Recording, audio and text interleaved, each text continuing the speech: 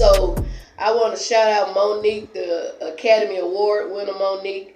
God used her to take me to the Apollo almost 4 years ago, and I had been trying to get in the Apollo over 20 years.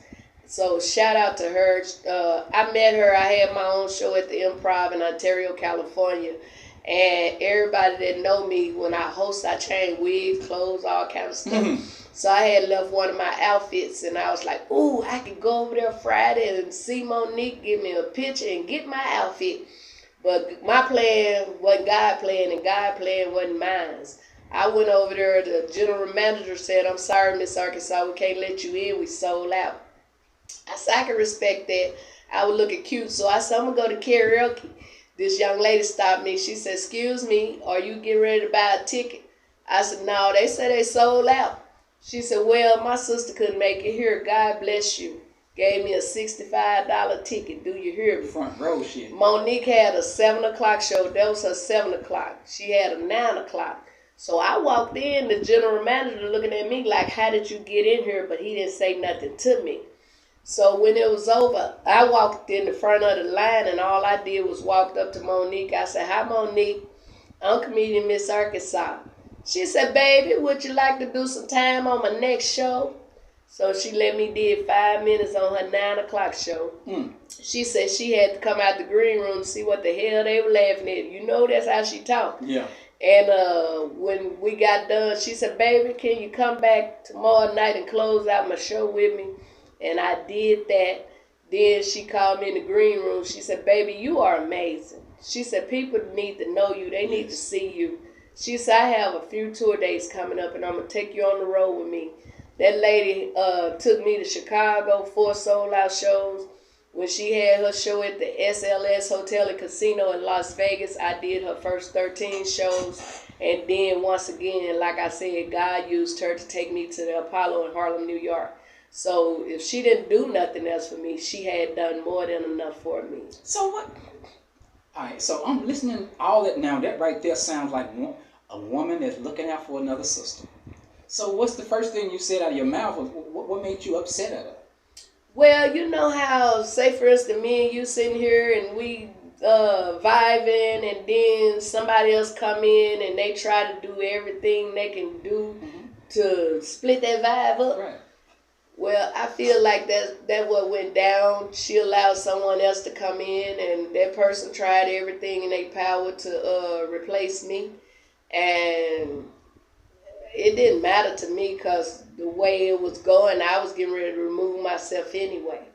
You know, and we went to New York, and when we got ready to leave New York, she said, I'll see you Thursday at the SLS. And I got all excited and was ready. So I come over there. She didn't ask me to go up. Let me bag it up. When I was half tail brought out, right? If you don't bring me out right, I reintroduce myself. Right. But instead of me reintroducing myself, I gave God some praises. I said, hold up, Apollo. I said, I've been trying to get in this place over 30 years on amateur night. I said, but the God I serve said ain't no amateur, so I'm here, Apollo. And they went bananas. So everything else was just smooth. So when I got done, instead of the young lady coming out saying, give it up for Ms. Arkansas one more time, y'all, she tried to tell a joke to ride off my wave, but it didn't work. So they standing out there just talking when Monique got done. And the people in the back was like, dog, Ms. Arkansas, she ain't gonna bring you back out. So I feel like if these people feel like that, the people in that audience gotta feel like that.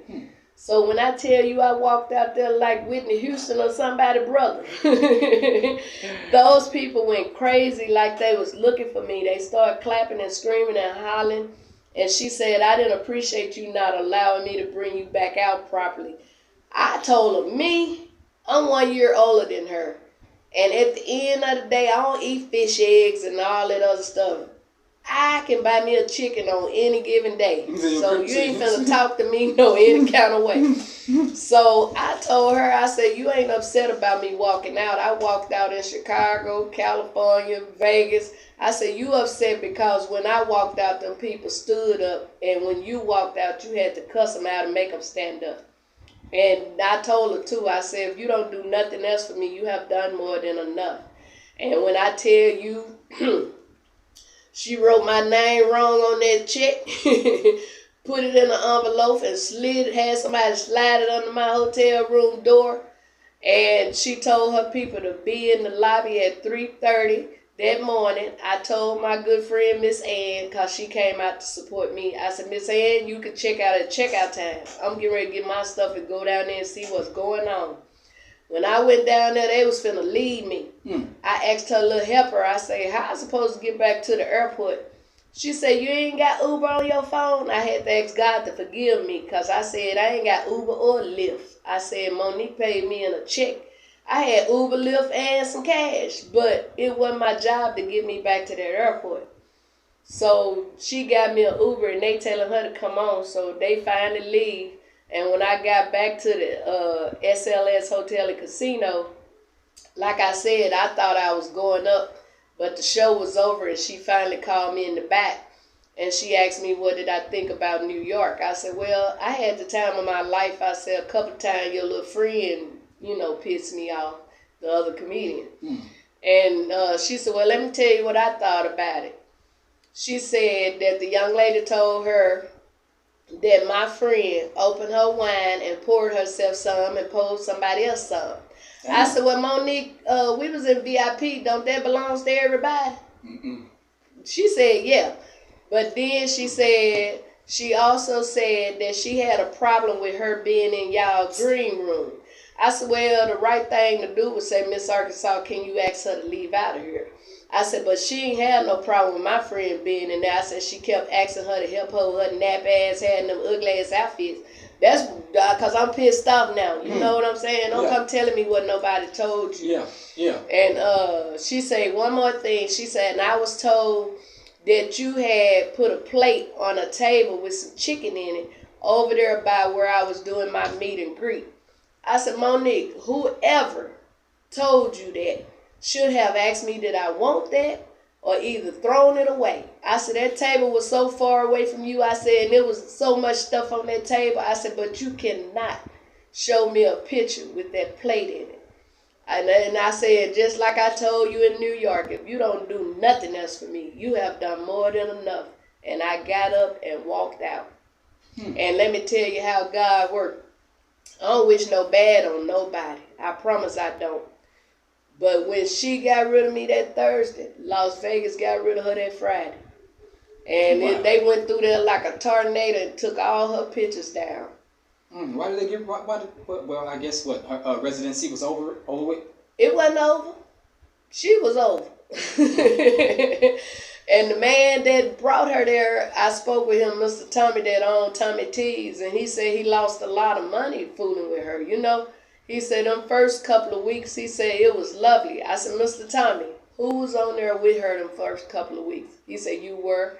I said, that's because my sister was from Vegas. So I lived with my sister. People knew me out there already. Right. So I got out there and talked to people and got them to come in. A lot of them said they didn't like her or that casino. But they came because of me. Right. You know what I'm saying? Because I know how to talk to people. You know what I'm saying? And promise them all kinds of stuff. But they come. But like I say, at the end of the day, I don't wish no bad on her. I thank God for her and what he allowed her to do for me.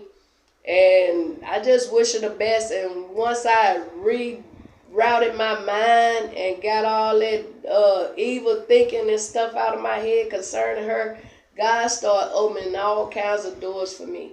He was showing me, you don't need her, you need me. Right. Just like that. Right. Just like that. Wow. So